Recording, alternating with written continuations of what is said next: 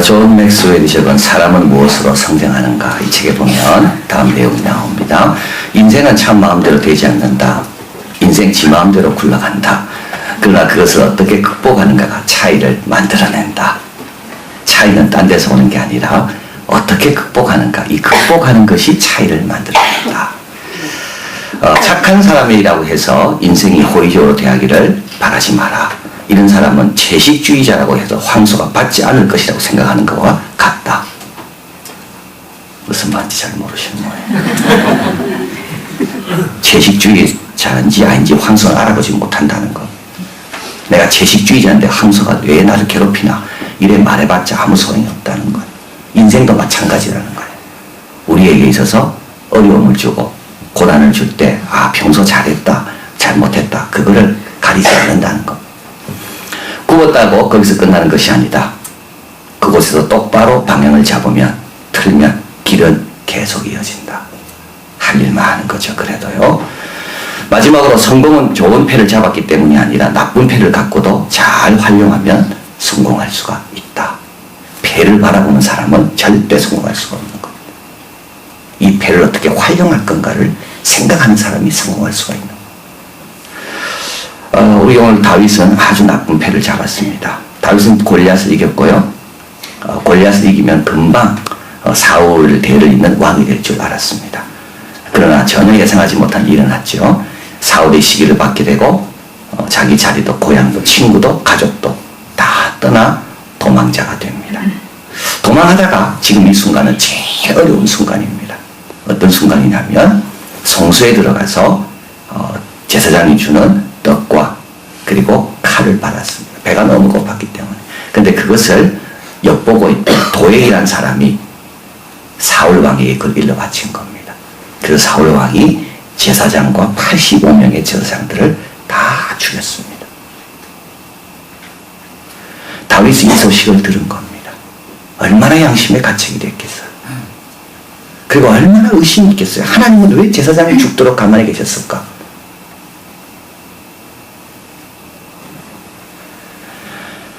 어떻게 반응해야 됩니까, 내가? 이때 내가 어떻게 해야 됩니까? 여러분 같으면 어떻게 하겠습니까? 내 때문에 85명이 죽었습니다. 나는 의도적으로 그런 건 아닙니다. 너무 급해서 배가 고파서 달라했을 뿐이고, 그리고 내가 도망친 것도 잘못해서 도망간 것도 아니고, 여러분 그런 상황이라면 어떻게 하겠어요? 내가 그런 정말 나를 알아보지 못하고 예상치 못하고 그런 내 의도하지도 않는 그런 아주 나쁜 일이 나에게 뿐만 아니라 나로 인하여 남에게 일어났다고. 그럼 어떻게 하겠습니까?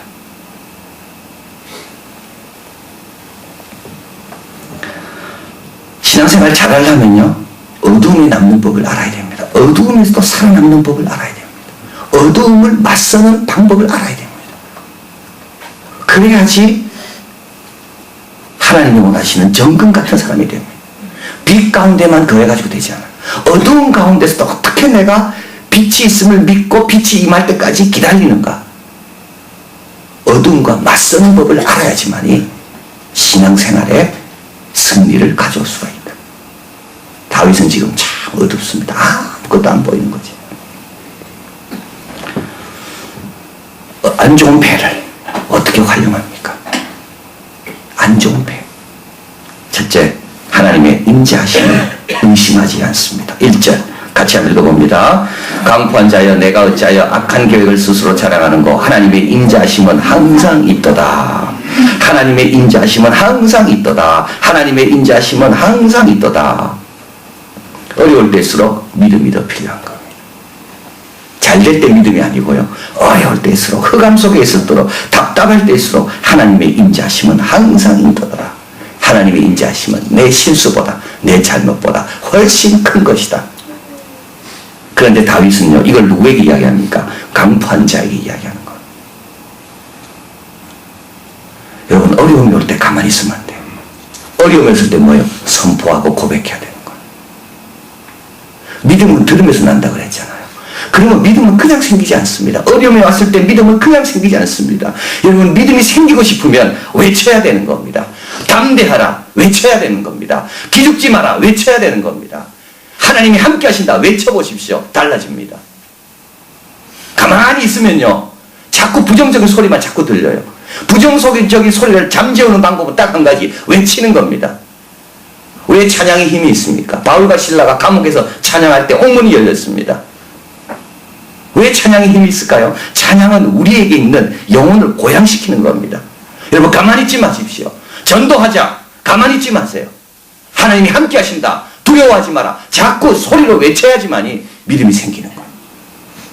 다윗은 계속 외치죠. 1절에서 외치고 8절에서 하나님의 인자하심이 영영히 의지하리로다. 9절에서 내가 주의 이름을 의지하리이다. 속으로만 갖고 있는 게 아닙니다.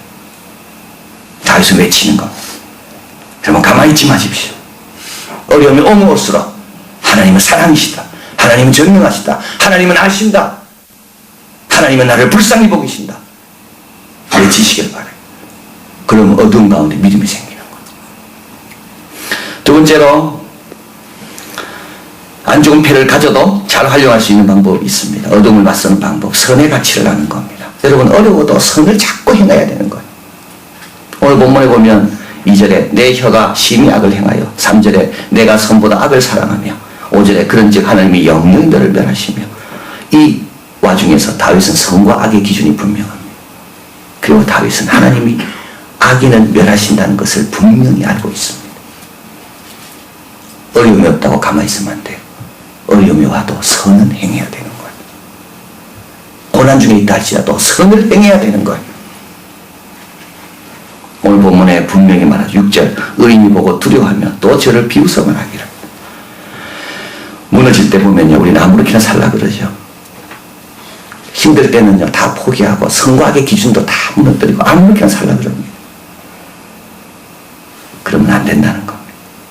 오늘 본문에 보면 하나님으로 든든히 하려는 것, 하나님으로 든든히 하려고 하는 사람, 이런 사람은 선을 계속 행합니다. 선을 계속 행하는 거예요. 다윗은 악의 결과가 뭔지를 알았습니다.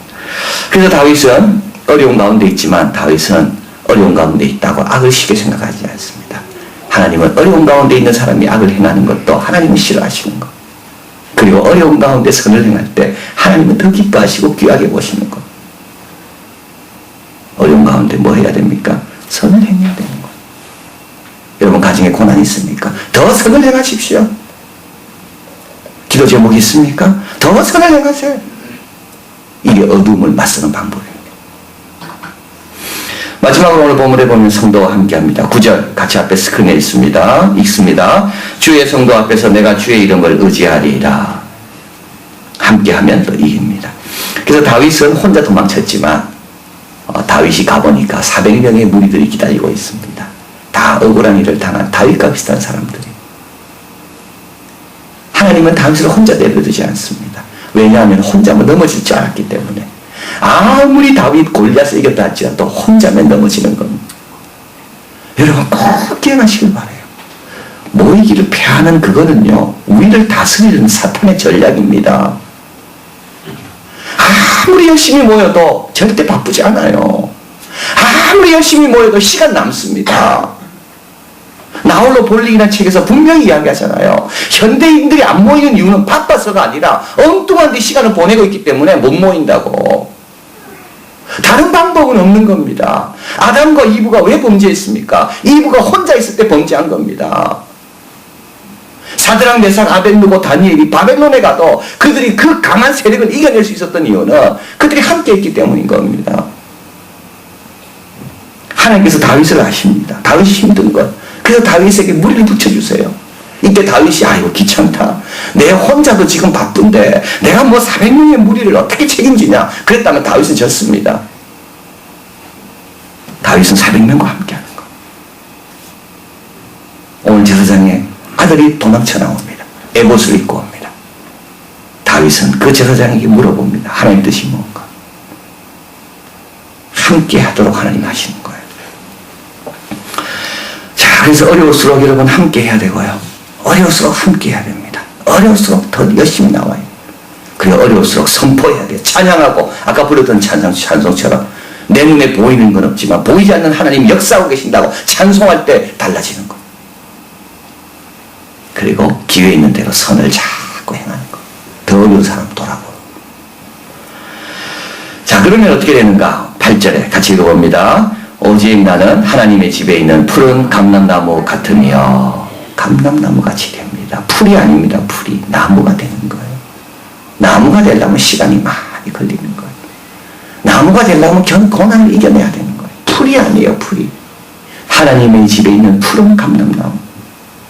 감람나무는 어떤 나무입니까? 고대 이스라엘 경제에 매우 중요한 나무입니다. 감람나무는요, 뭐 10년, 20년, 70년 살지 않는답니다. 감람나무는 수백 년 산답니다.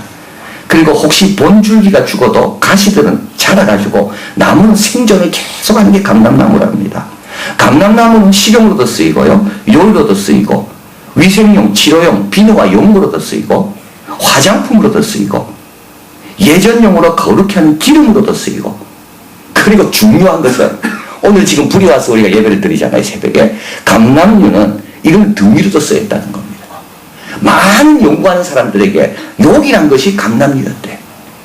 문화활동의 첨단에 기여한 것이 뭐냐면 이 감람나무 열매라는 거예요. 안 그러면 깜깜했을 겁니다. 근데 밤새 연구할 수 있도록 도와주는 게 뭐냐면 이 등유, 이 감람나무에서 나온 등유였다는 거예요. 감흥도 잘 견딥니다.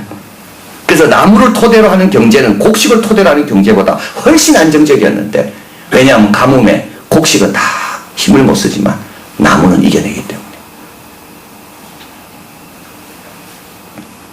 백향목과 감람나무. 오늘도 예루살렘 성전 터에 가서 제일 거룩한 곳에 가면 그 감람나무와 백향목은 거기서도 여전히 자라고 있다고 합니다. 다윗은 말합니다. 나는 하나님의 집에 있는 거룩한 감람나무다. 그냥 됩니까? 그냥 안 돼요.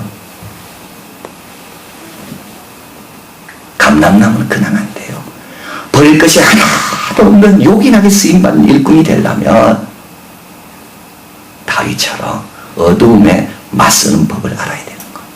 어떤 경우에도 자기에게 유리한 방향으로 활용할 줄 아는 그런 능력, 그런 기술이 있어야 되는 거. 아까 말씀드린 세 가지인 거. 선포하는 거. 선포. 가만히 있지 말고 선포. 오늘도 기도하실 때 선포하며 기도하시길 바랍니다. 가만히 기도하지 마시고 소리를 내서. 그런 믿음이 생길 거예요. 선을 행하고 함께한다. 이 존 맥스웰은 무엇으로 성장하는가의 책에서 자기는 부족한 것이 많이 있기 때문에 뭐든지 곱하기 일을 한다고 합니다. 곱하기 일을 한대. 뭐든지 곱하기 일을 한대. 자, 1시간 정도 공부했을 될 것 같으면 자기는 무조건 곱하기 일을 한대. 그럼 몇 시간 공부해야 되죠? 2시간이에요. 이거 하는데 한 3시간 정도 걸릴 것 같다. 이 프로젝트 끝내는데 자기는 항상 곱하기 일을 한대요. 6시간을 잡는데. 곱하기 2. 그럼 곱하기 2를 하면 달라질 겁니다. 찬양을 곱하기 2를 하자. 기도 곱하기 2하고 이제 교회 들라고 왔다 하는 거를 곱하기 2를 한번 해보자. 그리고 선도 곱하기 2를 해보자. 곱하기 2.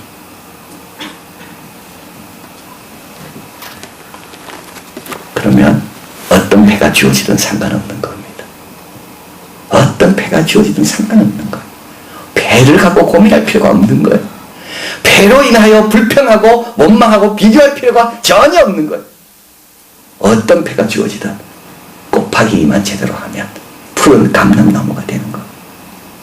그래서 다윗은 이 시편에서 맨 마지막에 하나님께 감사한다고 이야기하고 있는 거예요. 누가 감사할 수 있습니까? 곱하기 2를 제대로 하는 사람은 뭐든지 감사할 수 있는 것. 이 말씀 꼭 기억하시고 푸른 감람나무 귀하게 쓰임받는 우리 모두가 되기를 진심으로 바랍니다.